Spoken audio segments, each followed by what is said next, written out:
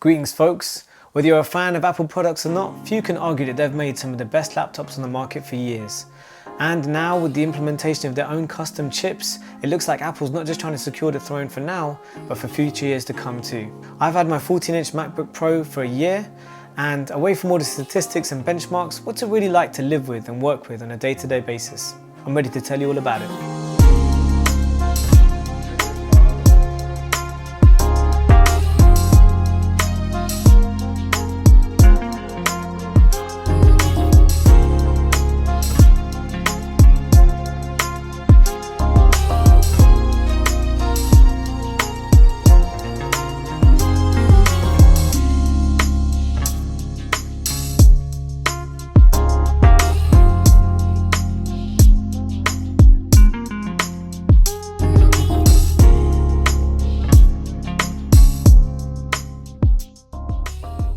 The 2021 edition MacBook Pro was a huge upgrade in the previous generation, with the removal of unpopular features like the touch bar and butterfly keyboard keys, and the welcome return of useful ports and even MagSafe charging.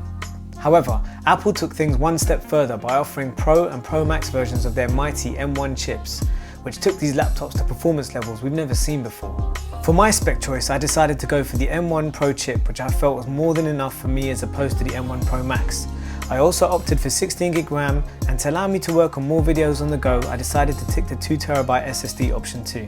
This spec was not just perfect for me today, but it was also a little bit more than I needed, giving me the confidence that I could probably grow into this device a little bit more and not have to upgrade it anytime soon.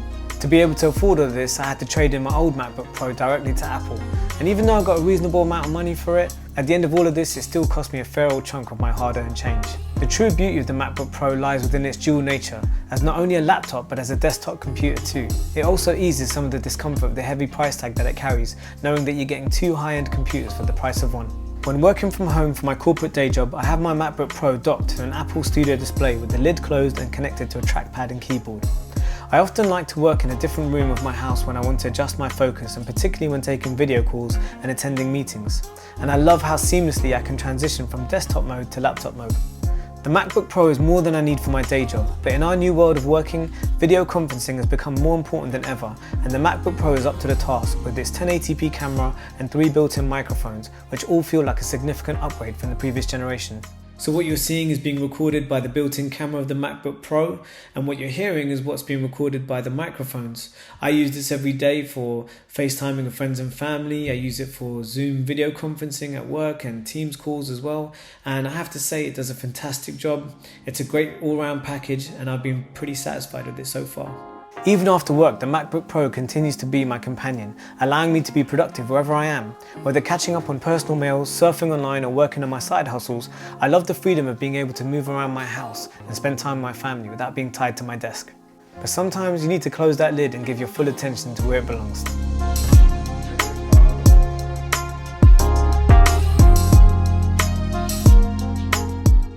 Although the game selection is limited on the App Store, I like to fish around to see if there's anything new or cool to play, and it would be great to see some more game developers and studios work on some Mac-friendly titles in the future.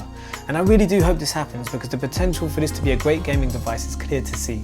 In the meantime, I enjoy using the PlayStation Remote Play app to stream games straight off from my PS5 onto my MacBook, and this works surprisingly well, especially if you want to put a shift in one of your favourite games on a decent sized screen and your main TV is in use. In fact, the screen is one of the triumphs of this laptop. With this Liquid Retina XDR display with Pro Motion, there's nothing quite like it. Watching movies on the screen is really fun and an immersive experience, and to add to that, the phenomenal 6-speaker system can easily fill a room with clear sound and more bass than ever before, so you've got yourself an incredible media machine. The 14-inch screen is now bigger than the previous gen MacBook Pro, and it is noticeable, and yes, there is Apple's signature notch. But it doesn't really bother me, and it won't surprise me if that notch turns into a dynamic island in future iterations of the MacBook Pro, a bit like the iPhone 14 Pro.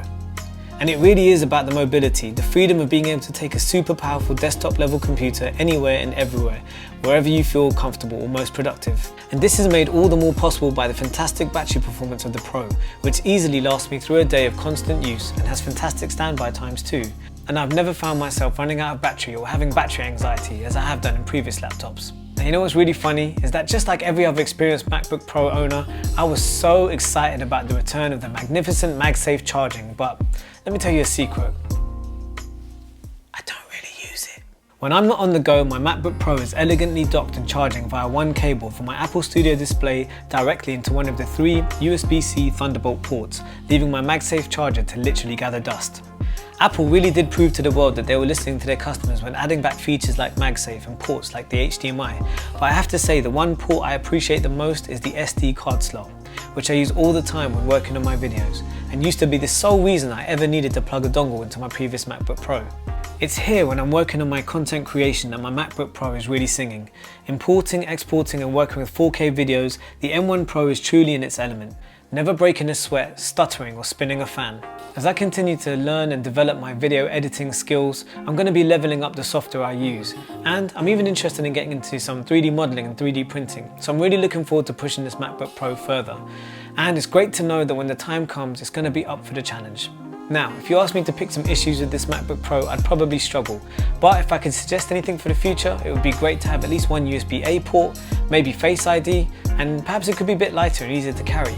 However, on that note, if you're looking for something light and easier to carry, don't forget Apple just recently brought out the MacBook Air with the M2. To be frank, this is about as great as a MacBook Pro we could have ever asked for, and although it's a little thicker and squarer than the previous MacBook Pro, I love its style and form factor, and especially this 14-inch size which I chose as opposed to the other option of the 16-inch, which I just thought was a little too big and harder to lug around and travel with. Now, my first Mac was the legendary Gen 1 MacBook Air released back in 2008, and since then I've owned a number of iMacs, more Airs, Mac Minis and MacBook Pros, and I've found myself often struggling to find which one is the right fit for me.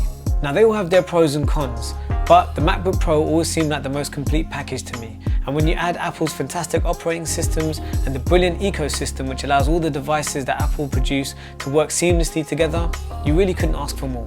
So here's my advice. If you want a fantastic desktop computer, go for the Mac Mini M1. If you want more power to push your creativity, go for the Mac Studio. If you want to get away from your desk and have a light, stylish laptop, go for the MacBook Air with the M2. But if you want it all, and there's nothing wrong with wanting it all, the professional features, the performance, the power, the portability, then the MacBook Pro is for you. So let me know if you agree. And if you enjoyed this video, please give it a like. And if you haven't already, please give me a sub, join the club, and I can show you some more cool tech in the future. So until then, see ya, peace.